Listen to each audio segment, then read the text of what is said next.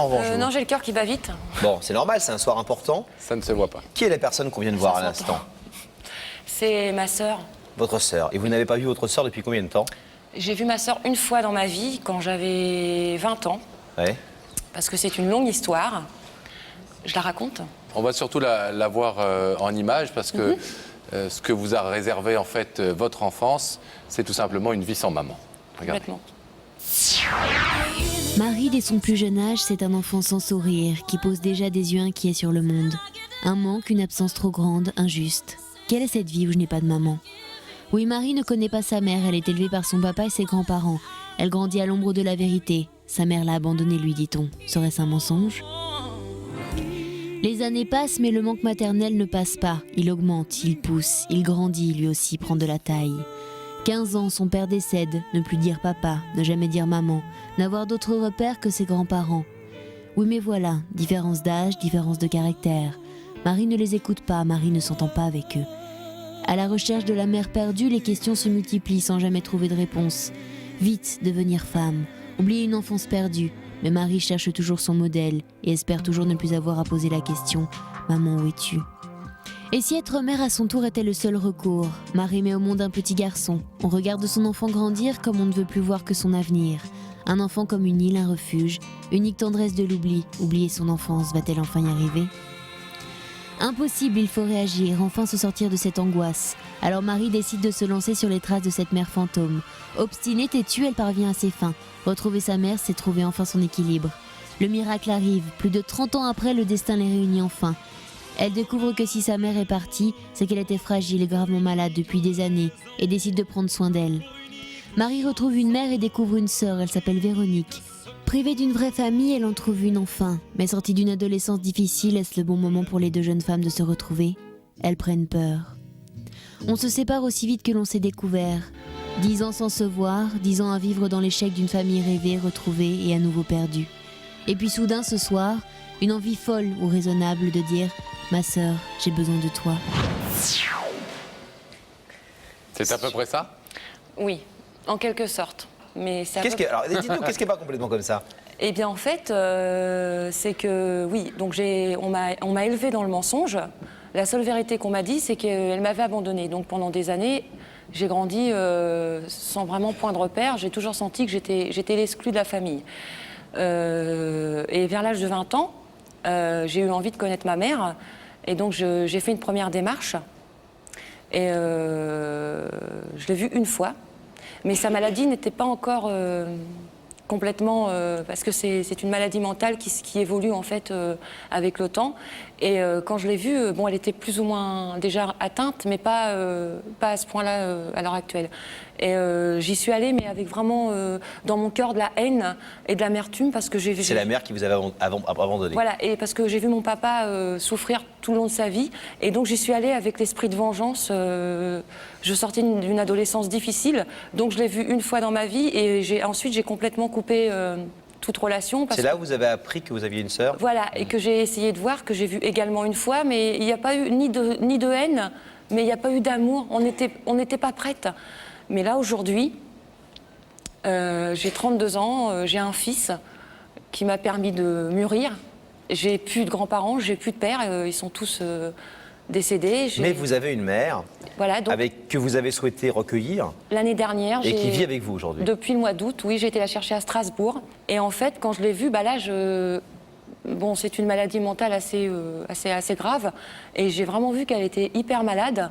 Et j'ai pas pu la laisser comme ça, parce qu'elle vivait toute seule, dans un état pitoyable, dans son appartement. Vraiment, c'est lamentable. C'est une histoire... Et vous faites quelque chose de très beau à ce moment-là. C'est-à-dire que cette mère qui vous abandonne quand vous êtes enfant... Je l'emmène. Vous l'emmenez avec vous, oui. Et vous décidez d'être sa mère quelque part, de devenir sa maman. Elle est chez moi, elle a sa chambre, elle a son indépendance. Est-ce que sa maladie la rend quand même capable de savoir qui vous êtes? Oui. Et ce que vous faites pour elle? Oui. Oui, puis les médecins ont remarqué, les médecins rouennais qui s'occupent d'elle, une énorme amélioration en l'espace de 2 mois. Et le fait est, c'est que maman, étant donné qu'elle est malade mentale, quand elle me voit moi, une fille normale, entre guillemets, pas trop bête, un peu jolie, bon, et ben elle est fière parce que malgré qu'elle est malade, elle se dit mais j'ai été capable de faire ça. et c'est merveilleux quoi. Donc Maintenant, il ne me manque plus que ma sœur. Et alors pourquoi aujourd'hui vous avez besoin de retrouver votre sœur? Parce que c'est ma sœur et j'ai toujours souffert d'un manque de famille. Et aujourd'hui, je veux renouer avec elle. Je veux apprendre à l'aimer. Et Est-ce qu'elle avait, elle, des relations avec votre mère, Véronique? elle l'a vu, je crois, une fois aussi. Il y a 10 ans, d'ailleurs, c'est moi qui a déclenché tout ce truc il y a 10 ans.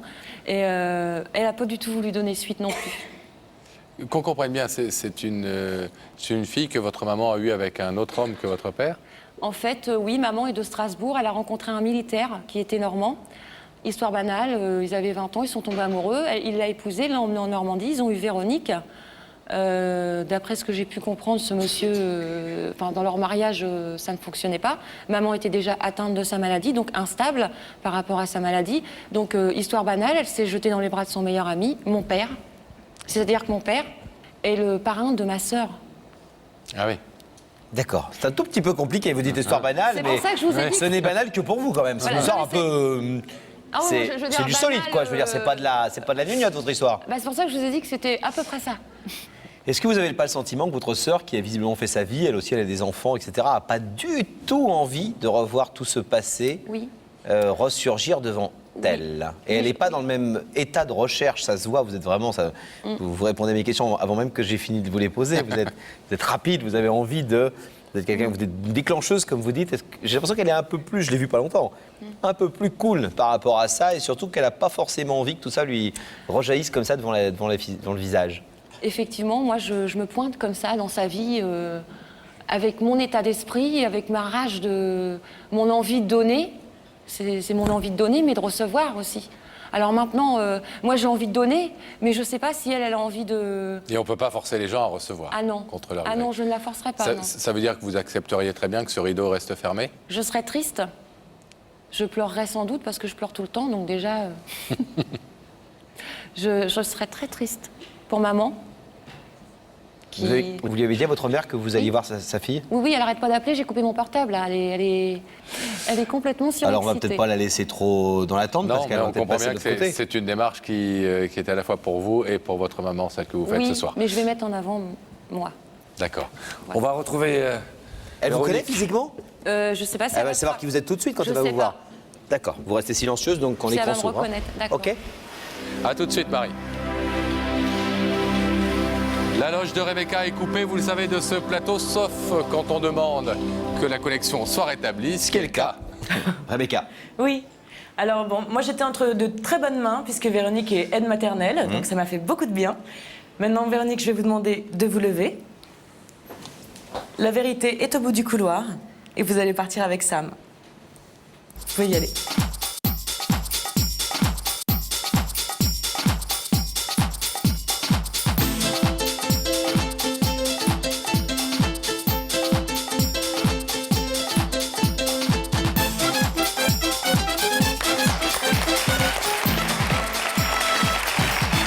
Bonsoir. Bienvenue. Merci. Bonsoir Véronique. Bonsoir. Asseyez-vous, je vous en prie. Merci. Ça va bien? Oui, ça va un peu Oui. enfin, stressé quand même. Bon, vous connaissez l'émission? Non, C'est non, tard. non. Oui, c'est tard, voilà. Bon. Alors Véronique, si vous êtes ici, c'est que quelqu'un veut vous parler. Cette personne, elle est là, sur ce plateau, de l'autre côté du rideau. Vous ne pouvez pas la voir pour l'instant. Oui. Vous vous êtes demandé qui pouvait vous inviter? Bah, j'ai aucune idée de savoir qui voudrait Vous parlez. me parler. On va essayer, si vous le voulez bien, de vous mettre sur la voie au travers d'une question que vous pose quelqu'un qui est au courant de l'histoire. Vous ne connaissez pas cette personne, mais elle est au courant de l'histoire et elle a voulu vous poser une question. Écoutez. Véronique, si tu avais un rêve à réaliser ce soir, ce serait lequel? Ah, ça c'est une question importante. On a tous des rêves. Vous savez, c'est un génie qui arrivait comme ça dans votre vie et qui vous disait t'as 3 vœux, lesquels sont-ils? Qu'est-ce que vous répondriez à ce génie? Le rêve, c'est... J'ai mon mari, j'ai mon fils, ça me... Qu'ils aillent bien? Qu'ils aillent bien, oui, qu'ils soient en bonne santé. Est-ce que vous voulez savoir qui est venu vous voir ce soir? Oui. Regardez cet écran et le visage de cette personne va apparaître.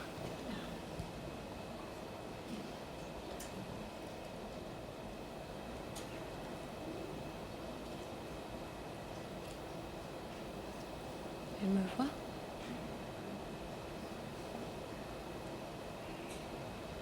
Vous connaissez cette personne? Non, pas du tout.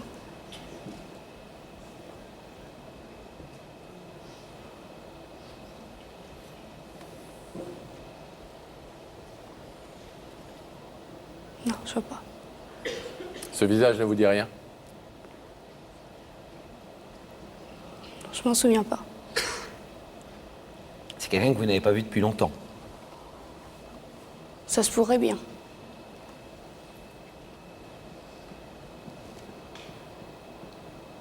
Vous avez quel âge? Ça se fait pas de demander l'âge à une dame, mais vous êtes une jeune femme, donc je peux vous le demander. 35 ans? 35 ans. Oui, je l'aurais vu quand j'étais plus petite, mais non, le visage d'une femme comme ça, non, je vois pas trop qui voudrait me... C'est Me un visage revoir. qui devrait vous ramener une dizaine d'années en arrière. 25 ans.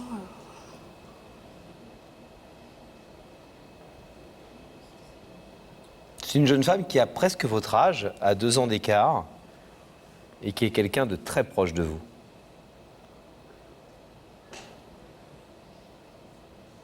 Très, très proche de vous.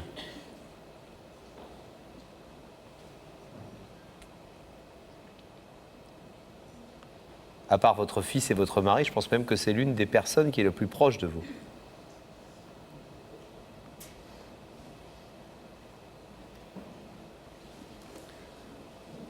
Cette jeune femme s'appelle Marie, Véronique. Marie.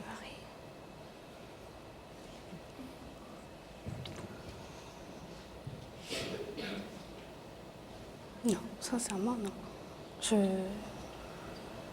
Alors, à défaut de la reconnaître, est-ce que vous voulez savoir ce qu'elle est venue vous dire? Oui, tout à fait, oui. Je voudrais savoir ce qu'elle a à me dire, oui.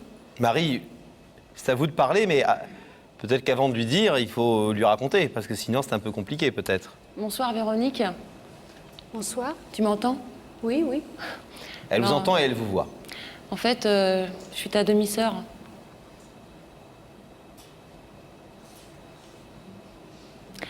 La fille de ta mère.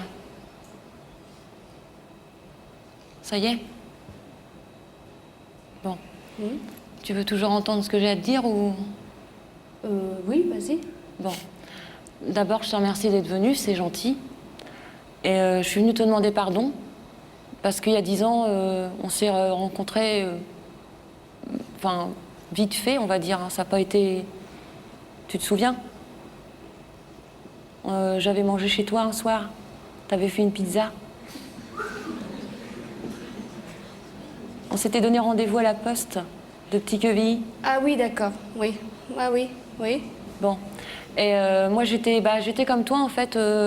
J'étais pas prête, j'étais pas dans un état d'esprit. Parce que je pense que toi, t'es comme moi, t'as vécu une adolescence peut-être plus ou moins difficile, vu qu'on n'a pas eu de mère. Et c'était pas le moment quand j'ai fait apparition dans ta vie. Moi, en fait, c'était juste la curiosité de savoir la tête que tu avais et de me créer quelques points de repère plus physiques que dans mon cœur, tu comprends? Donc, je te demande pardon parce que ça a été une rencontre éphémère et je t'ai pas fait spécialement de mal. Hein, mais j'étais pas, je veux dire, je suis venue vers toi et j'ai pas assumé ma démarche, en fait. Et bon, aujourd'hui, j'ai 32 ans, j'ai 10 ans de plus. J'ai un fils qui a 10 ans, donc tu as un petit neveu qui est là ce soir, il s'appelle Jordan. Et en fait, moi, je suis venue parce que je sais qu'on habite en Normandie toutes les deux. Et je suis venue dans l'espoir... moi, je voudrais essayer d'apprendre à te connaître, de nouer une relation avec toi. Enfin... Je sais qu'on ne s'aime pas comme deux sœurs parce qu'on ne se connaît pas, mais moi j'en ai envie, j'en ai besoin. Et je sais pas, toi, dans ta vie, peut-être que tu n'en as pas besoin, Véronique. Je veux pas te forcer. Je veux juste que tu saches que moi, j'en ai vraiment besoin. Et mon fils aussi. Parce que contrairement à toi, j'ai pas de demi-frère et j'ai pas de demi-sœur, j'ai que toi. Je voulais aussi que tu saches que tu connais pas toute la vérité sur notre mère. Il y a des choses que tu sais pas, Véronique, que moi j'ai appris il y a pas longtemps. Et que je pense qu'il est de mon devoir que tu les saches. Parce que c'est pas que ma mère, c'est aussi la tienne. Et même si elle a été absente toute notre vie, c'est quand même notre mère. Tu comprends? Puis bah moi, je vais pas dire je t'aime parce que je vais te mentir. Mais bah, j'ai envie de t'aimer, quoi, d'apprendre à... Enfin, tu comprends? Enfin, t'es ma sœur et t'habites pas loin de chez moi et j'aimerais bien, enfin, essayer, quoi. Voilà. Je sais pas quoi te dire de plus. Moi, j'aimerais juste vous poser une question, si vous me permettez, madame, et n'y répondez que si vous avez envie d'y répondre, parce que c'est votre vie privée, et notre émission sert surtout à vous faire vous retrouver, et peut-être, si vous l'acceptez, et on n'a pas à rentrer forcément dans votre vie, mais juste une question qu'on comprenne bien. Vous avez vécu sans maman, vous non plus? Oui, tout à fait. Qu'est-ce qu'on vous disait quand vous étiez enfant? Parce qu'on sait la version que nous a donnée Marie. On lui a dit que sa mère l'avait abandonnée. Ouais, tout Qu'elle à était fait. partie, qu'elle ne s'était pas occupée d'eux, que c'était une femme qui avait une vie un peu comme ça, fantasque, etc. Et elle a été élevée par son papa et par ses grands-parents paternels. Et elle n'a plus jamais entendu parler de cette mère. Donc elle s'est tue, elle a enfermé ça dans son cœur. Et puis à 20 ans, elle a commencé à bouger en disant il y a un truc bizarre. Et elle a découvert des choses bizarres que vous allez peut-être découvrir si vous souhaitez parler avec elle. Qu'est-ce qu'on vous a dit à vous dans votre enfance? La même chose? Bah, mon père, c'est pareil, il m'a dit que ma mère m'avait abandonnée, qu'elle était repartie dans sa famille à Strasbourg, que pour lui, c'était pas une mère, c'était inacceptable de sa part de... Il t'a menti, Véronique. Il t'a menti, je te promets. Il t'a menti. C'est vrai, elle est partie. C'est vrai. Là-dessus, c'est la seule vérité. Mais si tu savais toute la vérité... Moi, je pense que le rideau, c'est un peu le symbole d'un mur qui va te permettre de... Je sais pas si tu as souffert de tout ça dans ta jeunesse. Je sais pas. Oui, tout à fait, oui, j'ai souffert de ne pas avoir eu ma vraie mère, oui. Et moi, je pense que ce rideau, si tu acceptes de l'ouvrir, hein, si tu n'acceptes pas, je le respecte tout à fait, je ne t'embêterai pas, je te rassure. Mais je pense que quand tu vas savoir certaines choses, tu pourras plus dire que c'est inacceptable. Parce qu'il y a des choses que tu sais pas. Je sais pas. Je sais pas ce que... Oh, si tu savais, Véronique, je t'assure.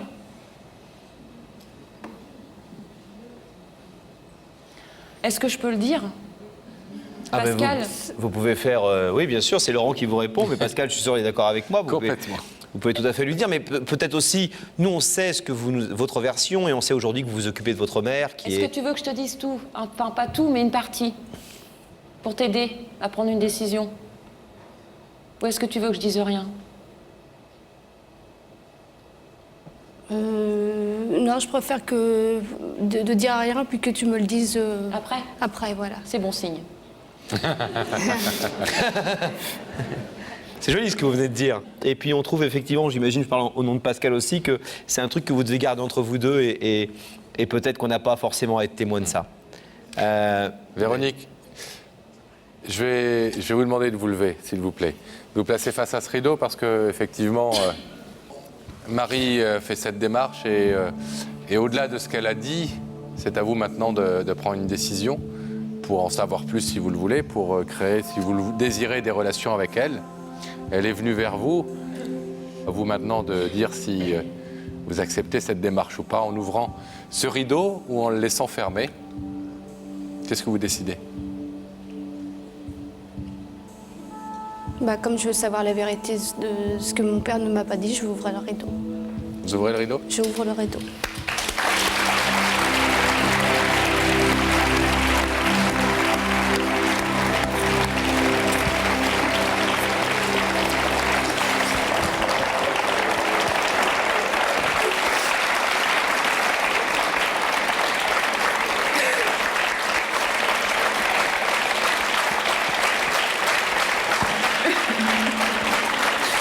Vous êtes extrêmement différentes physiquement, on dirait Pascal et Laurent. En plus belle. Ah oui, oui, oui, plus belle. Certainement plus belle que nous. Non, mais c'est drôle parce qu'il n'y a pas d'informations incroyables, etc. Il y a la vision, la vérité, tout simplement, d'une maman qui vous a certes abandonné. Qui vous a certes abandonné, mais qui avait certainement des excuses, et vous les direz à votre sœur. Vous Oui. nous en avez parlé un petit peu tout à l'heure. Oui. Vous la voyez aujourd'hui, cette mère, et vous savez dans quel état elle est, et vous comprenez mieux les choses. Oui. Et peut-être surtout, ça vous a permis de mieux vous comprendre vous-même et de mieux d'accepter ce qui vous est arrivé quand vous étiez petite. Ouais. Parce qu'il n'y a rien de pire que de croire qu'une maman ne nous aime pas. Ne nous aime pas. Il n'y a rien de pire. C'est horrible.